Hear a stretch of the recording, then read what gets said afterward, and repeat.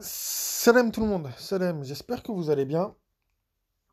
Alors aujourd'hui, je vais commenter les propos de l'imam, comment il s'appelle? Rachid Al-Jay sur l'islam business. Bon, je vous dis, j'ai pris sa vidéo à partir de la 17e minute parce que ce qu'il y a avant, franchement, c'est pas super intéressant parce que ça parle de ragots. Donc moi les ragots, ça ne m'intéresse pas. Mais là, il va parler de l'islam business. Et on va voir ce qu'il va dire. Alors, je précise. Donc j'ai appuyé. Bon, en fait, j'étais en train de regarder sa vidéo. J'ai appuyé sur pause. Je n'ai pas encore entendu ses propos. D'accord? Je n'ai pas encore entendu ce qu'il va dire. D'accord? Donc, Inch'Allah, qui va dire des bonnes choses. Inch'Allah, si Dieu veut, il va dire des bonnes choses. Mais on va voir. On va voir à chaque fois. Donc, on veut qu'il y aura un moment marquant. J'appuierai sur pause et je commenterai via mes connaissances coraniques. D'accord? Donc voilà. Donc nous allons commencer. C'est parti. Alayhi wa sallam lui-même est décédé, est mort. Alayhi afdalu salati wa azka taslim. L'islam a continué son chemin, tranquillement et de manière apaisée. Et les ulama, ils ont toujours existé, ils existeront toujours, alhamdulillah. Donc, ça, c'est la première des choses à noter. Alors, la deuxième des choses, certains disent parce que, voilà, ils suivent un peu ce que disent les gens sur Internet et ils ont souvent tendance à parler de l'islam business, des imams businessmen quelquefois, des pourquoi on vend au nom de la religion des choses. Certains ont été même dire oui, regardez le prophète alayhi salatu salam était pauvre, il n'a jamais pris d'argent pour transmettre, c'est pas bien quand t'es imam, tu dois pas prendre d'argent, tu dois... C'est quoi ce manque de pudeur quand on parle au nom de l'islam? Donc, la premier truc, hein, moi qui me marque là, donc je vous dis, j'ai pas, c'est la première fois que je vois cette vidéo. Donc là, premier truc, moi qui me choque, c'est le mec, ça le dérange parce que en fait, les gens ils appellent à une certaine pudeur. Mais le Coran te dit la chose suivante, ne suivez pas ceux qui vous réclament un salaire. Le prophète lui-même, dans le Coran, il nous dit quoi? Il nous dit, je ne vous réclame pas de salaire pour ceci, mon salaire incombe à Allah. Vrai ou pas? Vrai. Donc, on va continuer à écouter ces paroles en ayant cela en tête. Est-ce que tu as des arguments religieux scientifiques? Oui, sinon fais ce que... Ici, le mieux, c'est de se taire. C'est un sujet de fiqh. C'est pas un sujet de moi je pense, je déduis. C'est un chapitre qu'on traitait le fuqaha. Il n'y a rien de nouveau. Le fait que est-ce qu'on peut prendre de l'argent pour un enseignement religieux? Ça a toujours existé. El Jumhur, la grande majorité des écoles juridiques et des savants, autorisent de prendre de l'argent en contrepartie d'un enseignement religieux. Bim! Euh, donc, on est d'accord, hein. Donc là, il vient de le dire, hein. On est d'accord que toutes les écoles juridiques religieuses, là, dont il nous parle, vont à l'encontre du Coran. Toutes, absolument toutes. Parce qu'il a dit que toutes disaient que c'est bon, on peut avoir de l'argent en rétribution d'un enseignement religieux. Toutes. Donc là, vous avez la preuve que toutes les écoles religieuses, ils s'en foutent du Coran. Ils s'en foutent. Ils s'en foutent.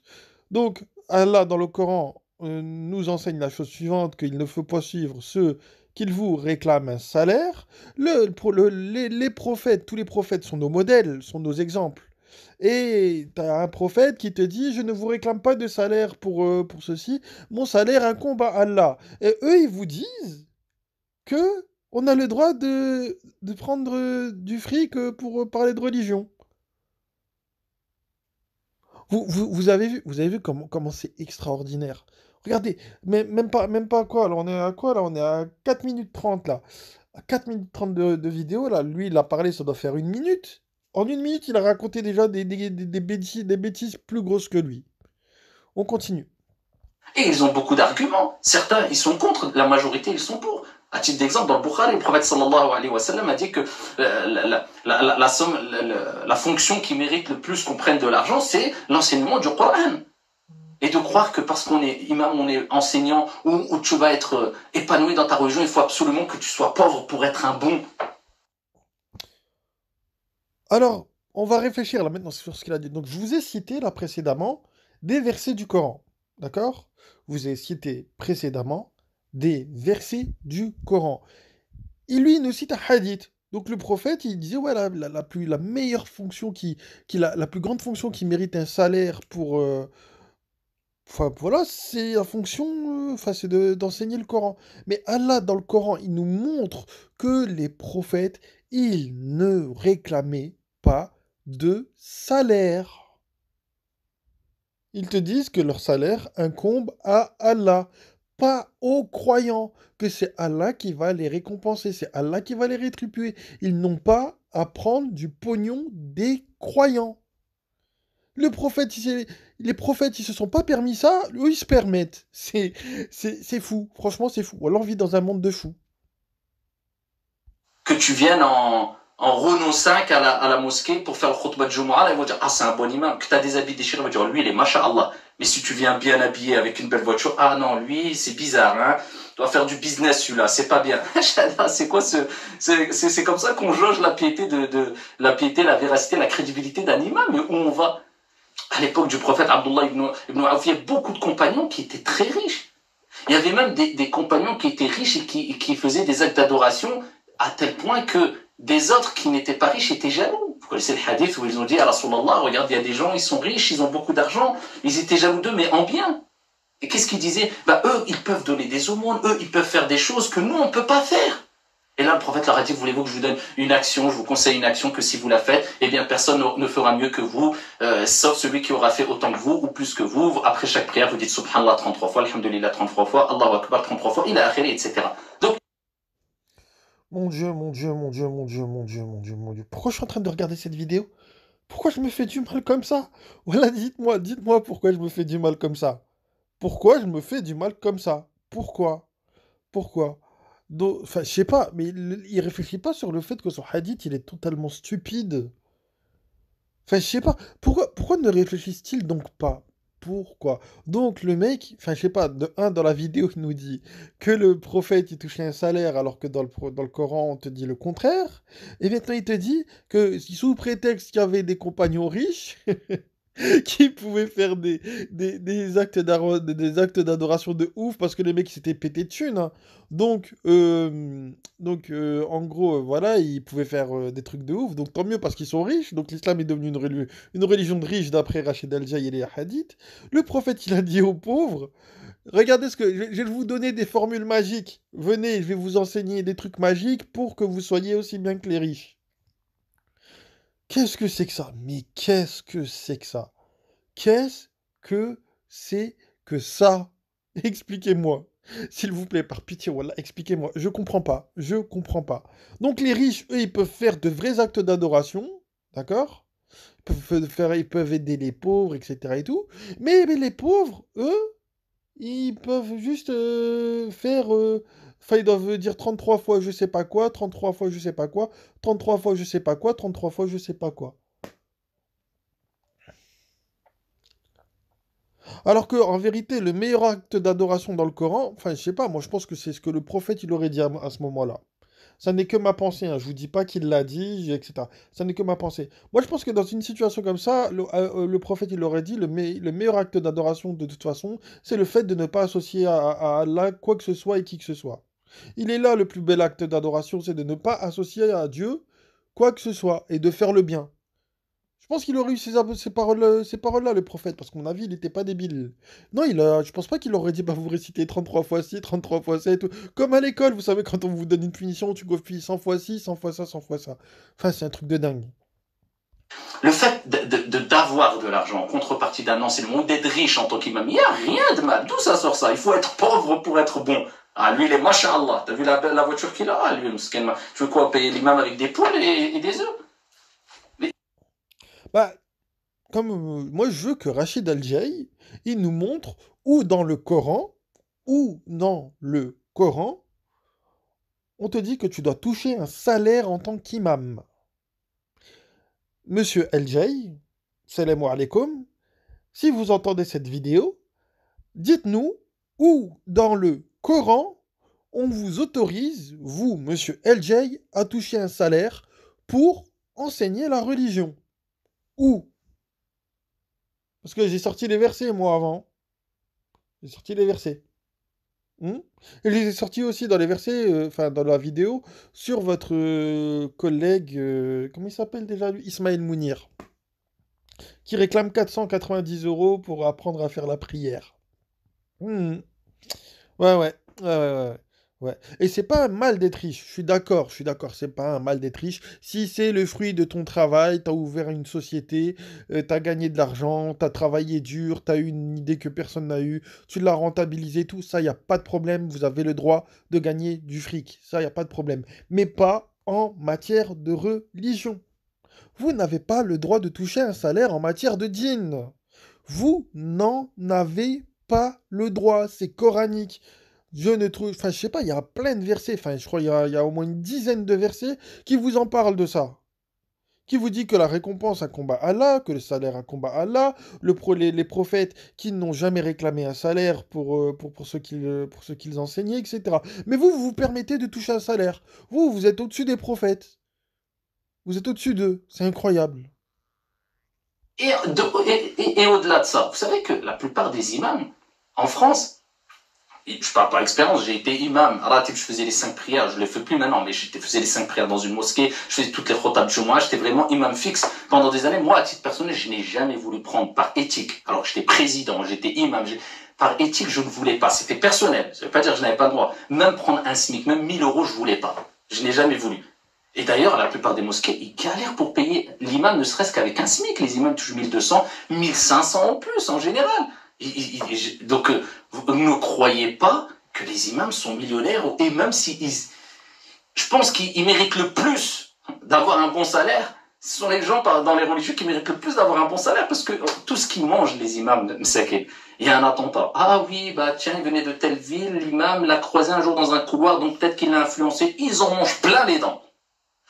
Quand ici ils vont à la mosquée pour faire leurs 5 prières, ça se limite pas à ça. Il faut qu'ils viennent, qu'ils réconcilient, les gens viennent, parce qu'ils ont des problèmes de couple, ils ont des problèmes avec leur famille. Il faut qu'ils aient cette fonction de psychologue, de psychiatre, de thérapeute.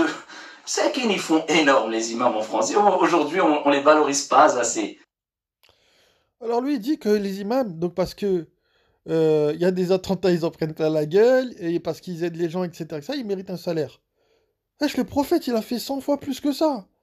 Le prophète, ils ont... Enfin, je sais pas, quand on va dans le Coran, il était insulté, enfin, ils ont cherché à l'expulser, ils ont... Tu le vois ça dans le Coran, il a jamais rien réclamé. Le prophète, il aidait les gens, il a jamais rien réclamé. Il, il a jamais touché un dinar pour ce qu'il a fait, le prophète. Jamais. Jamais. Je pense même que, vu que dans le Coran, on s'adresse à des gens qui connaissent l'agriculture, je pense même que que le prophète gagnait lui-même sa croûte. C'est une théorie que j'ai, parce que comme on s'adresse à des gens qui connaissent l'agriculture dans le Coran, eh ben, je pense que le prophète lui-même connaissait l'agriculture, il gagnait lui-même sa croûte. Il ne prenait pas la croûte des autres. Eh oui. Mais toi, mais vous, là, toi, c'est bien, t'as dit que tu réclamais pas de salaire et tout, que t'as jamais voulu en réclamer un. Mais aujourd'hui, est-ce que t'en... C'est pas simplement le fait d'en réclamer un, c'est est-ce que tu en touches un aussi? Est-ce que tu touches un salaire pour parler de djinn? Et non, les imams, aujourd'hui, vous ne méritez pas votre salaire parce que vous ne propagez pas le dhikr. Non, vous envoyez les gens dans l'association avec vos hadiths. Avec vos Bukhari, vos Muslim, vos Tabari, vos Termidi, vos Aburera, vos je sais pas qui d'autre. Vous n'enseignez pas le Coran. Donc, enfin, à tous les niveaux, à tous les niveaux, vous êtes indigne pour recevoir un salaire. Vous n'avez pas à en recevoir un, c'est mort. C'est mort, c'est interdit coraniquement. Et en plus de cela, enfin, vous touchez un salaire pour rendre les gens associateurs. C'est extraordinaire. C'est fou. On leur donne pas le qiyam à la valeur qu'ils méritent les imams. C'est les lumières, c'est les guides, subhanallah. Ils apportent énormément ceux qui nous font voyager. C'est des lumières, c'est les guides. C'est pas Allah qui guide maintenant, c'est les imams. Vous avez entendu? Il a dit en plus avec le sourire. C'est pas. Pour lui, c'est plus Allah qui guide. C'est les imams, c'est des lumières. Punaise. Oh, oh là là. Est-ce qu'ils ont conscience de ce qu'ils racontent? Est-ce qu'ils ont conscience de ce qu'ils racontent? Incroyable. Dans le Tarawih avec le Coran, Kalamullah Azza wa Jal. C'est ceux qui essaient de se donner à fond et qui. Donc ne croyez pas que, voilà, déjà les imams, ils touchent énorme et ce sont des gens, mais ils méritent de toucher énorme. Mais tant mieux, même ils toucheraient des 4 000 euros, 5 000 euros, c'est tout à leur honneur. Mais nous, on est arrivé à un stade où le bon, c'est celui qui est pauvre. Donc, cette façon de voir les choses, c'est une façon de voir les choses erronée. Donc, barakallahu fikum, si vous rentrez dans ces sujets-là, rentrez avec des arguments scientifiques. Donc, moi, je suis pas en train de dire que Bah, j'espère que Monsieur El tombera sur cette vidéo et qu'il en fera une pour me remercier, ce serait cool. Hein. Bon, il le fera pas. On le sait tous qu'il le fera pas. Mais j'espère qu'il le fera. Ce serait honnête de sa part. Qu'il aille voir dans le Coran, qu'il aille voir comme pour voir qu'il n'a pas le droit de toucher de salaire, et qu'il dise même pas qu'il cite mon nom. Je m'en bats la race. Qu'il cite pas mon nom, je cherche pas à être connu ou quoi que ce soit. J'en ai rien à foutre. Mais qu'ils disent au moins dans une vidéo, bon, voilà, je suis tombé peut-être sur une vidéo YouTube où la personne elle m'a dit va voir dans le Coran, euh, tu vois, le prophète ne touchait pas de salaire, donc nous aussi on devrait pas en toucher. À la limite qu'il puisse faire ça, franchement ce serait super, ce serait magnifique, mais il le fera pas. il n'y a pas d'excès. Mais retenez cette règle-là. من أكثر من شيء عرف به. Celui qui a l'habitude de faire une chose et qui augmente cette pratique-là sera connu par cela. Si quelqu'un, tous ses enseignements, c'est payant. Moi déjà, d'un point de vue éthique, ça me dérange. C'est-à-dire, il propose rien gratuit, il fait aucun enseignement gratuitement. Si quelqu'un lui demande de faire une conférence, il dit, moi, tu me donnes de l'argent, je fais, tu me donnes pas d'argent, j'enseigne pas la religion. Moi, ça me pose énormément de problèmes. Mais celui qui a cette habitude-là sera connu pour cela. Celui qui ne fait que des formations payantes à des prix exorbitants et qui exagère sur des sujets de base que tous les musulmans doivent connaître, là, je suis d'accord. Pour moi aussi, d'un point de vue éthique, ça me dérange énormément. Mais quelqu'un qui va faire une fois une petite formation payante, ou bien il va créer un institut en ligne ou physique, et que le prix est très accessible, et tu vas apprendre énormément de choses, et c'est des cours surtout académiques, etc. Il n'y a pas de mal, celui qui veut, il apprend, mais à côté, celui qui veut, il apprend et il paye. Celui qui veut pas, il aura toujours un contenu qui sera donné gratuitement. Il pourra toujours s'épanouir spirituellement. Donc, il n'y a pas de problème. Donc, c'est bien, il est contre, c'est bien. C'est bien. Au moins il est contre ça. Mais dans ce qu'il dit, moi ce que je retiens, c'est ça. C'est que d'un côté, donc tu as un contenu payant pour les gens blindés, donc tu as une religion qui est seulement, enfin, des connaissances religieuses qui seraient seulement accessibles aux riches, et, euh, et un contenu gratuit, bidon, secondaire, de seconde catégorie, où il n'y a pas de connaissances académiques, d'après lui, pour les pauvres. Il n'y a pas un verset dans le Coran où on nous dit de ne pas se détourner des pauvres? Hein? Il n'y a pas un verset dans le Coran. Rafraîchissez-moi la mémoire, s'il vous plaît, parce que là, j'ai un trou de mémoire. Je crois qu'il y a un verset où on nous dit ne te détourne ni de l'indigent, ni du pauvre, un truc comme ça. J'ai plus le verset en tête. Mais il y a un verset, enfin, en tout cas, je sais que qu'on nous en parle dans le Coran. On nous en parle. Et le croyant, normalement, dans le Coran, il doit être très attentif à la condition du pauvre. Ah oui. On nous dit bien de ne pas délaisser les pauvres dans le Coran. C'est un des enseignements coraniques qui est hyper important. On nous dit bien, dans la sourate 2, le verset 177, que le croyant est celui qui donne de ses biens aux pauvres, à la personne en voyage, à l'orphelin, à ses proches dans le besoin, etc. Donc le croyant, il doit être attentif à la condition du pauvre. Et eux, ils nous disent, non, mais regardez, il y a des sites internet, c'est pas grave de payer parce que le contenu, gna gna, etc. Non, dans la religion, il doit rien y avoir de payant. L'entièreté du djinn doit être gratuit. Et de toute façon, eux, c'est pas le djinn qui vous enseigne, je vous rassure, le djinn, il est dans le Coran, nulle part ailleurs. Il est que dans le Coran. Vous voulez connaître le djinn, je vous donne un conseil, chers frères et sœurs.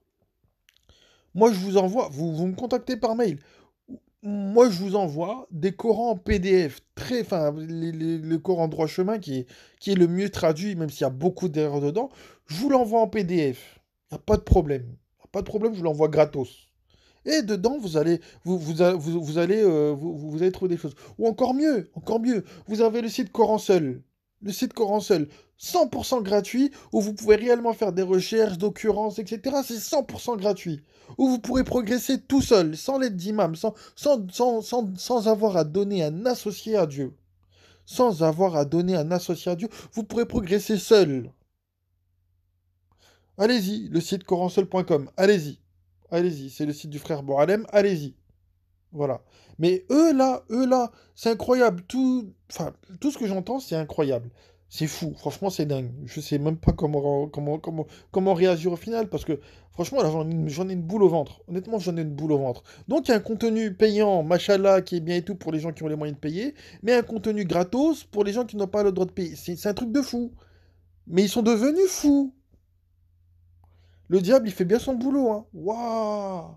Franchement, de ouf.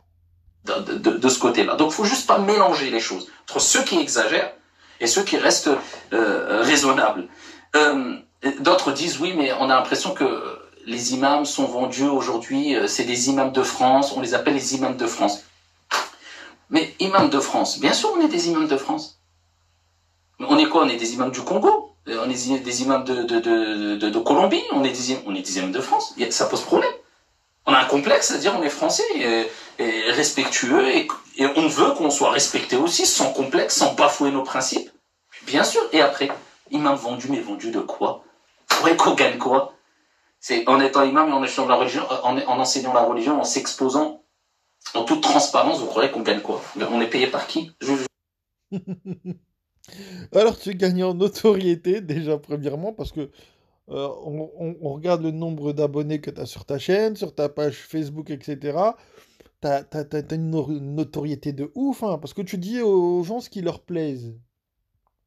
C'est pas comme moi, ou comme Ismaël, ou comme Shakir, ou comme Lyon Muslim, ou quoi. Nous, on dit les choses qui plaisent pas. Tu vois? Nous, on dit, voilà, dans le Coran, c'est comme ça, et pas autrement, c'est ce que le Coran dit, basta. L'immense majorité des gens n'aiment pas entendre ce qu'on dit. Donc nous on n'a rien à gagner, on touche pas de fric, on sera jamais connu, on n'aura jamais ta condition à toi, etc. Mais toi, regarde, mais je sais pas, t'es hyper connu, tu touches du fric, enfin, tu veux quoi de plus? Tu veux quoi de plus? Tu veux quoi de plus? Enfin, je sais pas. Aïe, aïe, aïe. Je veux dire, en tant qu'imam, même un salaire de 1000 euros, comme je disais, moi personnellement, j'ai jamais voulu par éthique le prendre. Alors j'aurais pu prendre 1200, 1500 euros, c'est mon haq, c'est mon droit. Pourquoi al-'adatu muhakkama, il y a une règle dans la jurisprudence, dans les fondements du droit, qui dit que les habitudes et coutumes, ce sont elles qui servent de jugement quand on n'a pas de texte clair. Donc concernant le salaire, on regarde combien touchent les gens qui font telle fonction et on donne un salaire qui... Preuve qu'ils ont jamais lu le Coran, ces gens-là. Ils ne le connaissent pas, le Coran, c'est pas possible. Tu te dis, ouais, faut regarder dans la jurisprudence quand on n'a pas de texte clair.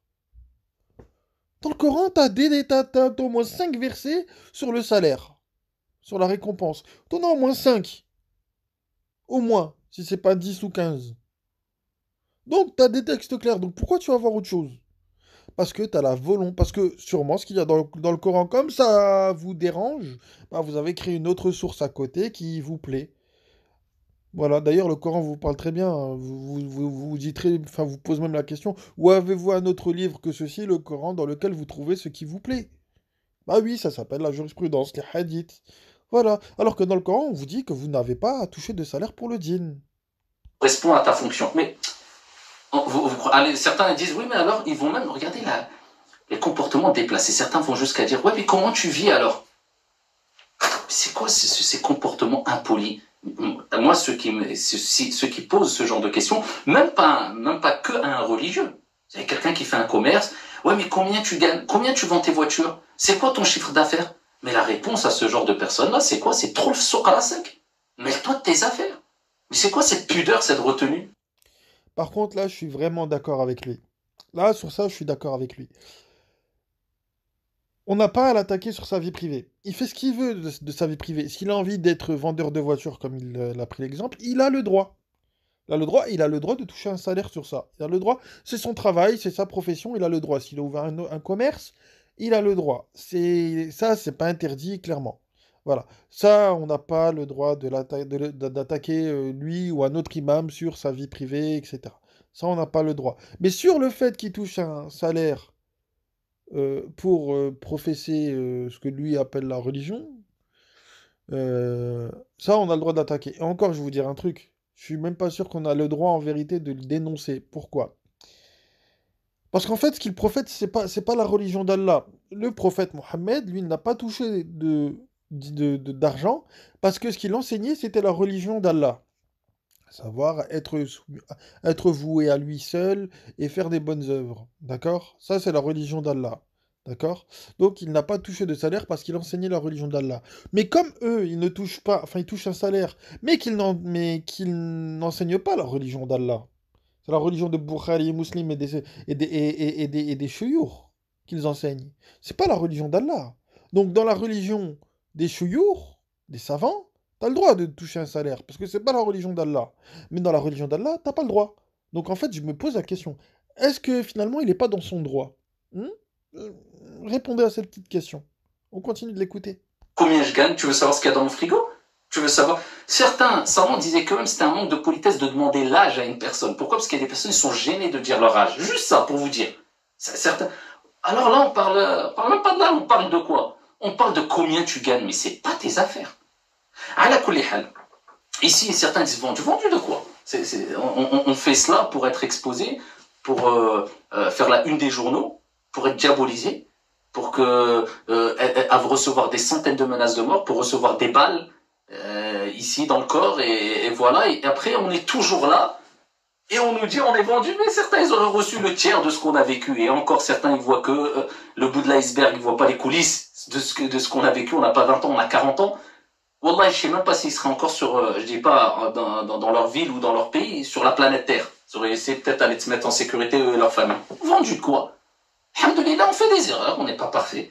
Laquelle on a des principes et on défend ces principes sans aucun complexe et dans le respect vis-à-vis de l'autre. Mais par contre, de dire que voilà, les imams sont vendus, c'est vraiment déplacé. À la colline. Alors, certains disent aussi. Bah, vendu, vendu, vendu, je sais pas, hein, vous touchez du fric, les mecs. Donc, vous vous vendez. Vous vendez. Moi, en tant que juriste, quand, je sais pas, moi, il y a quelqu'un qui a une entreprise en difficulté et qui vient me voir pour me dire est-ce que vous aurez une solution à me proposer et tout, je lui vends mes services. Je lui vends mes connaissances. Vous faites pareil. Donc, vous êtes vendu. C'est clair.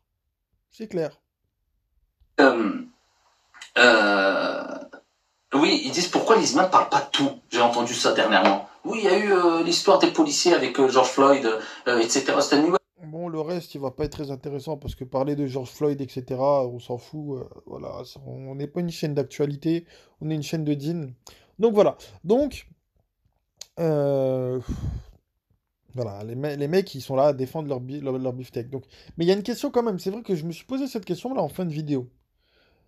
Tu touches pas de salaire quand tu professes la religion d'Allah, comme le prophète le faisait, comme tous l'ont fait. Donc quand tu professes la religion d'Allah, tu touches pas de salaire. Tu réclames pas d'argent, tu réclames rien du tout. Et même si les gens te donnent, tu redistribues aux pauvres. Normalement. Normalement.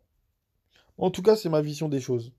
Moi, je vous le dis, je jure par Allah que j'ai jamais touché 1 euro pour parler de dîn.